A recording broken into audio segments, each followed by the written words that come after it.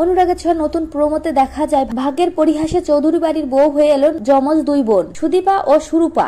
একদিকে দেখা যায় সময়ের সাথে সাথে নবীনপুরে থাকাটা সুদীপার অনেক কঠিন হয়ে যাচ্ছে। সুন্দর এত বাড়াবাড়ি করছে যে পদে পদে সুদীপার বাধা আসছে এবং আদিত্য সবসময় সুদীপাকে রক্ষা করছে সুন্দরের হাত থেকে। তবে আজ যখন সুন্দর জোর করে সুদীপাকে বিয়ে করতে চায়, ঠিক তখনই সেখানে আদিত্য গিয়ে সুদীপাকে বিয়ে করে নেয়।